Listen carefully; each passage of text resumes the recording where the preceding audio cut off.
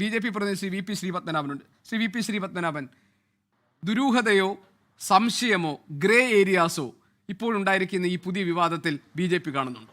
അല്ല, അതിൽ എന്താ അറിയോ, കേരളത്തിൻ്റെ സംസ്ഥാനത്തിൻ്റെ മുഖ്യമന്ത്രി ഞാനിത് പേപ്പർ വായിച്ചിട്ടാണ് പത്രം വായിച്ചിട്ടാണ് അറിഞ്ഞത് എന്ന് പറയുന്നത് ഒരു ആരോഗ്യകരമായ സാഹചര്യമല്ല. ചേട്ടായി നമ്പർ മറക്കണ്ട, ഞങ്ങൾ തന്നതേ ചോറ് തന്നെയാണ്. നീ എന്തിനാ ചെയ്തതെന്ന് മാത്രം പറഞ്ഞാൽ മതി. അങ്ങനെ ഉണ്ടാവാൻ പാടില്ലല്ലോ. കാരണം നിയമപരമായ വ്യവസ്ഥകളൊക്കെ അവിടെ നിൽക്കട്ടെ. കേരള സർക്കാരിൻ്റെ അനുമതിയോടുകൂടിയേ ഓഹരി വിൽപ്പന സാധ്യമാവുള്ളൂ എന്നുള്ളത് ശരിയാണ്. എന്താണാവോ പുതിയ കണ്ടുപിടുത്തം? എന്താണെന്ന് ഞാൻ പറഞ്ഞാലേ ആൽഫി ചേട്ടൻ വാലും പൊക്കിക്കൊണ്ട് ഓടും.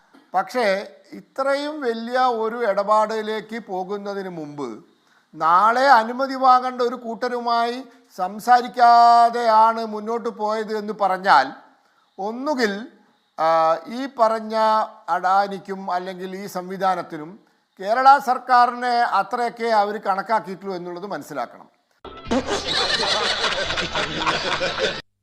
അല്ലെങ്കിൽ ഇതൊക്കെ ഒരു നാടകമാണ്. ഇതൊക്കെ ഞാനൊന്നും അറിഞ്ഞില്ല എന്ന് പറയുക, ഭാവിയിൽ ഇത് ചർച്ച ചെയ്ത് ഓക്കെ ആക്കുക. ഇതൊരു നാടകമാണ്.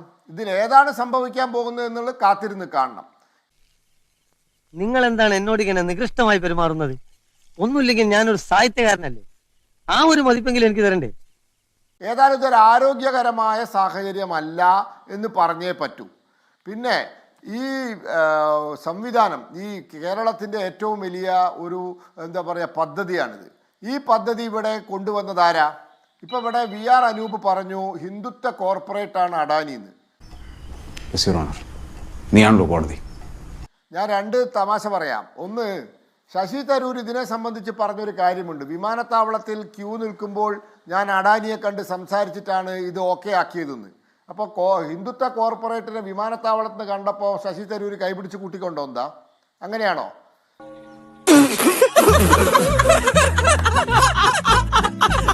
പിന്നെ ഈ MOU ഒപ്പിട്ടതാരാ? ഉമ്മൻചാണ്ടി 2015 ഓഗസ്റ്റ് 17 തീയതി ഒപ്പിട്ടപ്പോൾ അന്ന് അഡാനി ഹിന്ദുത്വ കോർപ്പറേറ്റ് ആയിരുന്നില്ലേ? അതല്ല ഉദ്ദേശം. ഞാൻ മാറി പിന്നെ ചൂടാണ്ട് AC ഒന്നും ഇല്ല. അത് അദ്ദേഹത്തിന്റെ അവരുടെ ബിസിനസ് സ്വഭാവത്തിന് വലിയ മാറ്റമൊന്നും നമ്മളാരും കണ്ടിട്ടില്ല. അപ്പം ഇന്ന് നിങ്ങൾ ആരോപിക്കുന്നത് പോലെ ഹിന്ദുത്വ കോർപ്പറേറ്റ് ആണെങ്കിൽ അന്നുമായിരുന്നു. അപ്പം ഈ ജാതി എന്താ പറയുക, ഈ ജാതി വർത്താനൊന്നും ദേവി ഇത് കോൺഗ്രസ്സുകാർ പറയരുത്. നിങ്ങളായിട്ട് കൂട്ടിക്കൊണ്ടുവന്നതാണ്.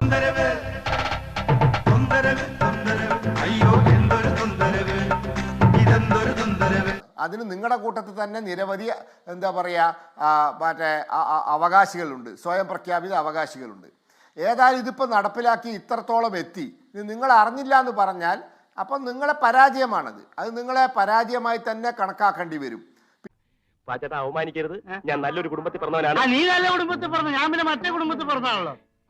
പിന്നെ ഈ വിഷയത്തിൽ ആർക്കെങ്കിലും കേരളത്തിൽ ബേജാറുണ്ടെങ്കിൽ അത് കോൺഗ്രസ്സുകാർക്കാണ്. കാരണം കോൺഗ്രസിൻ്റെ ഉള്ളിൽ രണ്ട് അഭിപ്രായമാണ് ഈ പ്രശ്നത്തിന് കാരണം.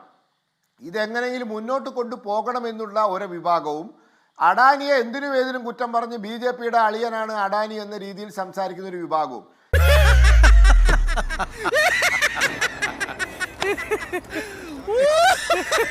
ഇവര് തമ്മിലുള്ള മത്സരമാണ്. അതിപ്പോൾ കുറച്ച് ദിവസം മുന്നേ ഒരു വലിയ പോസ്റ്റിൻ്റെ കാര്യത്തിൽ നമ്മൾ കണ്ടതാണ്.